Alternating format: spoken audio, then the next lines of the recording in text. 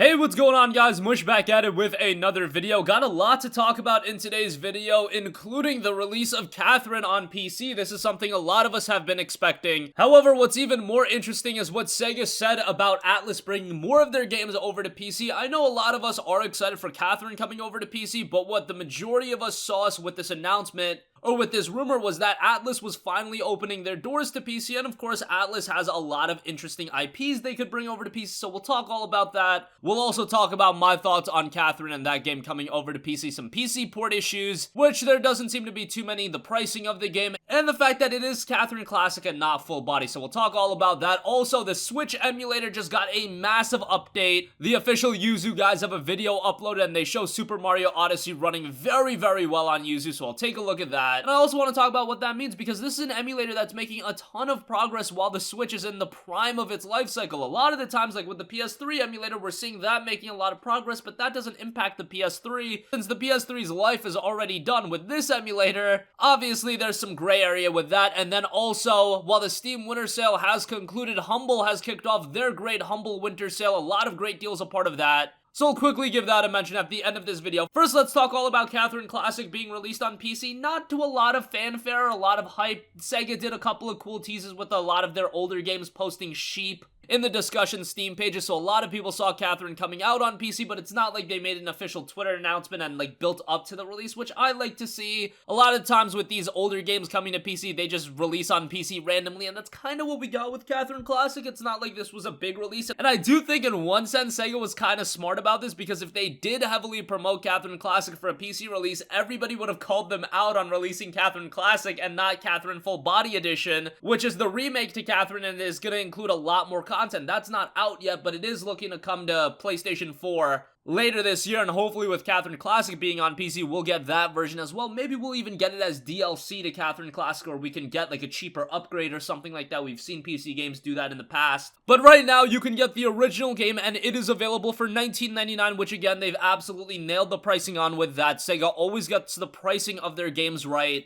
And it's so much better than a lot of other studios releasing older games for like $39.99, $49.99, $59.99 even at times. That's a little bit ridiculous. With Catherine, $19.99 is great. The PC port seems to be pretty good from what I hear. Haven't tried it out myself, but from what everybody's saying, it's not natively 60 frames per second, so that's a little bit of a disappointment. And for a game like Catherine, I honestly think the gameplay would be enhanced quite a bit if it was 60 frames per second. I mean, that goes for just about every other game, but still, because it's priced at $19.99, because the port is mostly working based on what everybody's saying, I think it's fine now. If this port was released at $39.99 and it wasn't 60 frames per second natively and it had some more issues on top of that, that would be a big issue, but I have to keep my expectations in line when a port is released for a relatively cheap price. And also, Sega went directly to PC Gamer and talked a little bit about them working with Atlus and them bringing games to PC, and here's what they said. Quote, "We wanted to give the PC audience the opportunity to experience Catherine for the first time as it was originally released, and Catherine Classic is the perfect way to accomplish that goal. We hope to have more exciting news to share from Sega and Atlus in regards to publishing on PC in the future." So right away with that statement, you can imagine that more Atlus IPs are going to come to PC at some point. Now, obviously, the main game everyone wants to see come over to PC is the Persona franchise. Persona is a JRPG franchise that is really resonating with all gamers right now. Many gamers saw Persona 5 as the best JRPG ever. That's literally not hyperbole. People believe that, and I can see why. It's a tremendous game, and I think if that game was released on PC, you can easily price it at $49.99 or even $59.99, and people would pay that price point because that's how badly gamers want that game. There are rumors about Persona 5 getting a even better version with Persona 5 R. We don't know much about that, but I would love to see that version of the game come over to PC rather than it being another case of Catherine where they release like Persona 5 Classic and then PlayStation 4 gets the definitive version. That would be a little bit disappointing. Hopefully we get all of that content, but outside of that, there are other Atlus IPs that I would like to see come over to PC. Specifically, Atlus published a lot of the Vanillaware games, namely Dragon's Crown Pro, as well as Odin Sphere Left Tracer. Those games were really good, and I'd love to see those come over to PC as well. And of course, Persona is only a part of the Shin Megami Tensei franchise. There are a lot of games, including Devil Survivor and all of the other games. I'm not too familiar with all of those titles, but if they did come to PC, if they were priced accordingly, I think they could make some moves on that as well. But for now, of course, take it all as rumors, but based on Sega themselves specifically putting out that statement that there is going to be more exciting news to share from Sega and Atlus,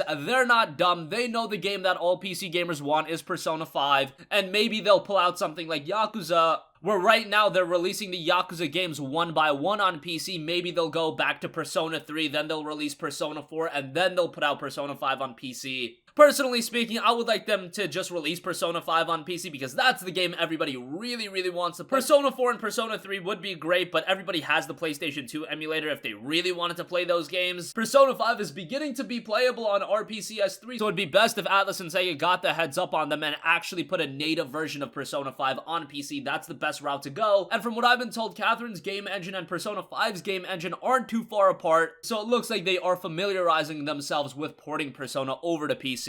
So that is some exciting news. Moving on from that, we talked a lot about that, but Yuzu, the Nintendo Switch emulator, is also making some massive gains. BSOD Gaming has a great video on seeing some of the gains specifically with Super Mario Odyssey, and this game is running really, really well to the point where it looks to be pretty playable on Yuzu, and now you're really starting to see the issue here. When I'm talking about RPCS3 and I'm talking about games like Ratchet and Clank being playable with that emulator, Infamous 1 being playable with that emulator, these are very old games that aren't generating a lot of revenue for Sony. In the case of Yuzu as an emulator, Super Mario Odyssey is a game that Nintendo is still selling for $59.99. So people playing that on an emulator, obviously that can create a little bit of a gray area. Now, me personally speaking, I have a Nintendo Switch. I have a lot of the Nintendo first-party titles. So if Yuzu got at a very working state, I wouldn't feel all too bad about downloading it and playing Super Mario Odyssey on that emulator because I own the console, I own the games, and then the question also has to be raised, if somebody that didn't own a Nintendo Switch and didn't own Super Mario Odyssey, were they really going to buy a Nintendo Switch? If Nintendo put out the Switch, they put out all of these first-party games and they've yet to buy a Switch,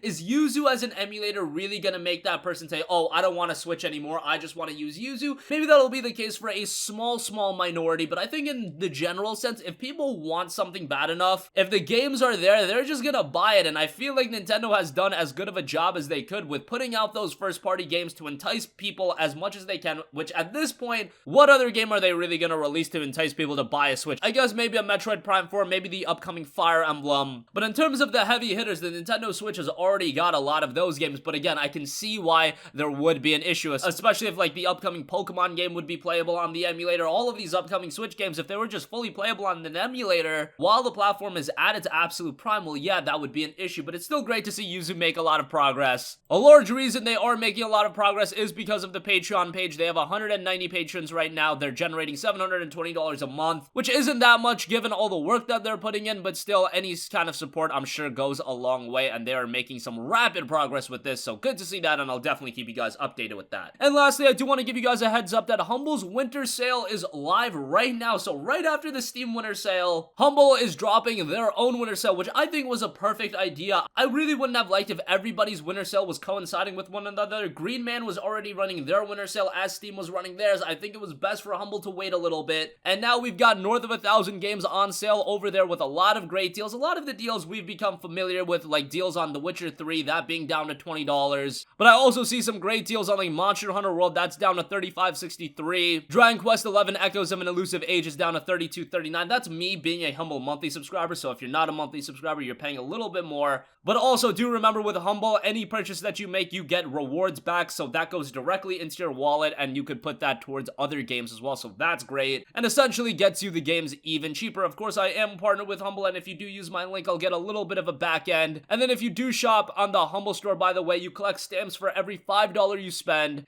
and if you get one stamp, you'll get a free copy of Teslagrad, and collecting 3 stamps will get you a free copy of Desync, so that's nice as well. So wanted to give you guys a quick heads up on that, and that's gonna conclude this video. Again, guys, Catherine is out right now on PC, but more importantly, it looks like Atlus is gonna be bringing more games to PC. What does that mean? Hopefully a Persona 5 release on PC sooner rather than later. The Switch emulator is making some massive progress, and Humble's winter sale is live right now. That's gonna wrap up this video, guys. If you guys have a request for a future video, leave that in the comment section down below, and I will catch you guys in the next one. Peace out. Hey, what's going on, guys? Mush here again. Hope you enjoyed the video. As you guys might know, YouTube's notification system is sometimes a little bit wonky, even if you're subscribed to the channel. Maybe you're not abundantly aware that I uploaded a video. To remedy that situation, make sure you hit the bell notification button. This way, whenever I upload a new video, and I try to upload as consistently as possible, you will be notified directly of the upload, and you can watch it as soon as it goes live. I would really appreciate it if you guys hit that button, so you can stay up to date with all of the content I'm posting. But as always, guys, thanks for watching, and I'll catch you guys in the next one. Peace out.